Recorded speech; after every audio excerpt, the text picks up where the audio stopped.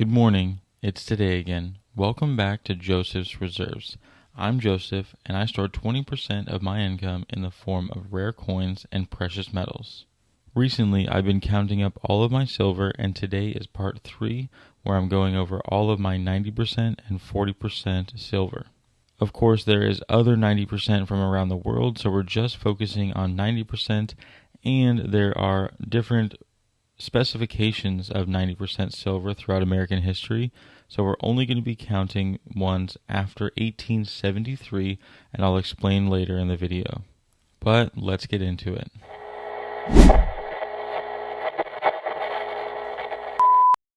Congratulations to John Mater-Zajewski for being the first comment on my last video. Thank you so much for the support. Make sure you find John down in the comments to start a conversation. When people talk about constitutional silver, they're not talking about a nickname or a marketing term. They're talking about a category of money that is directly rooted in legal and monetary foundations of the United States. The reason this silver is called constitutional is because the U.S. Constitution explicitly assigns Congress the power to coin money, and for most American history, that power meant coining of precious metals. Money was not a promise, a policy tool, or an abstract number. Money was weight. If you had money, you had metal. Over time, a different, far less respected term emerged: junk silver. This label has nothing to do with history and everything to do with the modern dealer language. It was originally used to describe silver coins that carried no numismatic premium and were valued strictly based off their metal content. The word junk creates the wrong impression. These coins were not experimental, they were not temporary, they were not collectibles. They were actual circulating money of the United States for generations. Calling them junk says more about the modern distance from real money than it does about these coins themselves. To understand why constitutional silver matters, you first have to understand the foundational truth that modern people are rarely taught. Silver was the dollar. This is not a philosophical statement, this is a legal one. The Coinage Act of 1792 defined the U.S. dollar as exactly 371 and a quarter grains of silver. That definition was not symbolic, and it was not flexible. The dollar was not a number printed on a paper. It was specific, measurable weight of silver. From the earliest flowing hair dollars through the draped busts, the seated liberties, Morgan dollars, and finally the peace dollar, that definition stayed intact. When the last peace dollars were struck for circulation in 1935, they still represented the same concept: a dollar as silver, 371 and a quarter grains of silver to be exact. Paper currency did exist alongside this system, but it was never the foundation. Paper notes were claims on money, not money itself. They derived their legitimacy from the metal that they promised to represent. The physical silver coin was the anchor, and everything else was secondary. In daily life, however, people did not transact primarily with these silver dollars. Large silver coins were impractical for small purchases. Instead, the economy relied on fractional silver coins, dimes, quarters, and half dollars. These coins were never arbitrary. They were designed to represent fractions of the dollar, both mathematically and legally.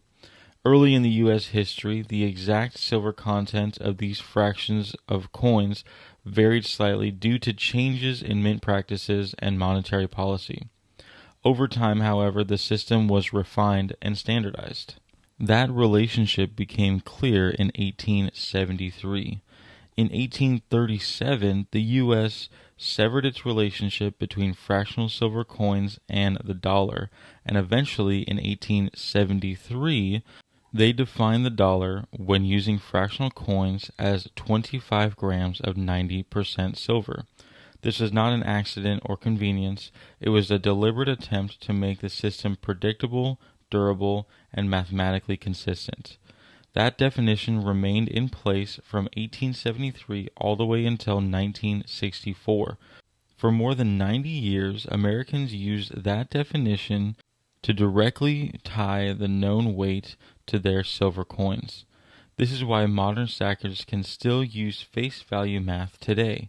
The system was designed to work this way. The reason these coins were not made of pure silver is also important. Pure silver is soft. Coins intended for daily circulation need to survive pockets, purses, tills, and decades of handling. The addition of 10% copper was not dilution in the modern sense, it was engineering. That small amount of copper dramatically increased the durability while preserving the coin's role as silver money. Because these coins circulated, wear was unavoidable. This is where one of the most elegant pieces of monetary math enters the picture. The U.S. Treasury assumed on average a wear of 1.28% across circulating silver coins. That assumption was not arbitrary, it's based on observation in circulation patterns. When you apply this wear factor to the original 25 grams of silver per dollar of face value, that becomes 24.68 grams. This number matters a lot in the term of troy ounces. A troy ounce is 31.103 grams, and when you divide that troy ounce by the 24.68 grams, the result is exact. 1 troy ounce of silver corresponds to $1.40 in face value. This is not just a rule of thumb or dealer convention, it's arithmetic. It's what's actually seen in the world. That's why $1.40 is equivalent to 1 ounce of silver. And that's why $35 is equivalent to 25 ounces of silver. And as you count constitutional silver, this math is what gives the process meaning. You're not estimating, you're not guessing, you're just applying a system that is based on what is actually seen out in the world. However, the story changes dramatically in the mid-1960s, and that change is embodied in 40% silver coinage. By that time, silver prices were rising and the silver coins were being hoarded. The government faced a choice, either remove silver from coinage entirely or attempt a transitional solution.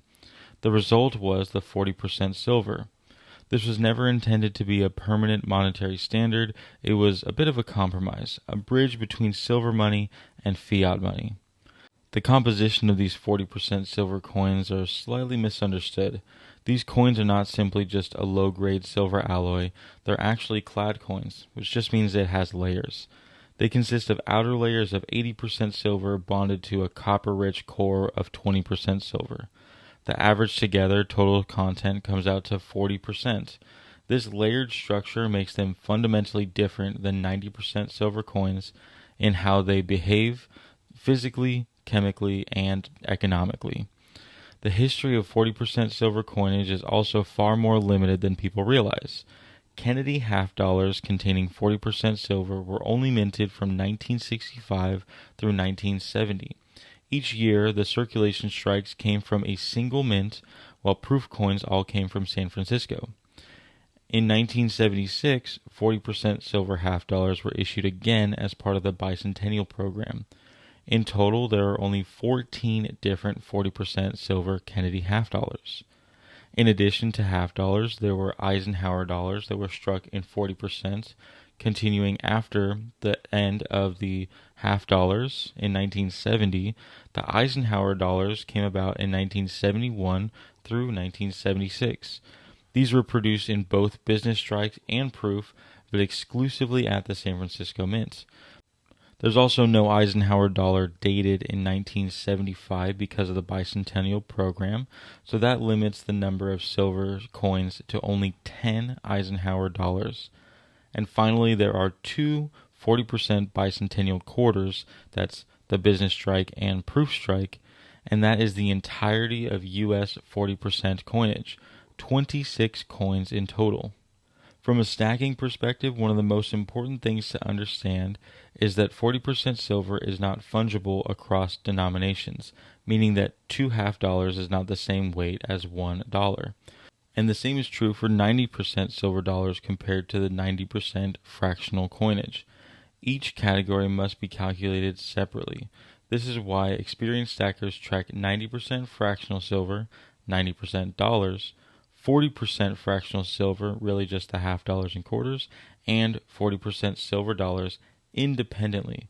Treating them as interchangeable leads to incorrect totals and misunderstandings about actual silver weight. Understanding this is not just about nostalgia or collectible trivia, it's about monetary literacy. 90% silver represents a system where silver defined the dollar. 40% silver represents the moment that system ended. When you stack these coins today, you're not just stacking the metal, you're holding physical evidence of how money functioned, how it changed, and how quickly something foundational can be phased out. When you're holding your constitutional silver, you're holding more than just ounces of silver. You're holding law, history, engineering, arithmetic. This silver does not rely on branding, marketing, or belief. It already worked. It already circulated. It already survived a monetary transition. That's why it still matters. And understanding it matters even more. So we're getting close to the end of my count here. How much constitutional silver do I actually have? Well, in 90% fractional coins, I have $263.40. In 90% dollar coins, I have $82. In 40% fractional coins, it's $16.75. And in 40% dollars, I have $9. All of that together totals to 259.35 ounces of silver. And if I add that to part 2's video of 326.1611 ounces of pure silver, now the total is 585.5111 ounces of silver. Now all that I have left to count is the silver that doesn't fit this math evenly, the pre-1873 American silver, and all of the world coins that I have. So I guess there's going to be a part 4. If you want to see any particular portion of my collection, say a specific denomination or any specific series, let me know and I could definitely make a video on that. But wait, you can now write me at Joseph's Reserves, 10160 Highway 242, Suite 800, number 401 in Conroe, Texas, zip code 77385. Make sure to include your information so I can write you back. If you like this video, make sure you hit that thumbs up button down below. Any comments or questions, go down to the comment section. Please subscribe and share the video. It'll really help me out. But most of all, thank you so much for watching. And just remember, every ounce adds up. So no matter how small, just keep stacking.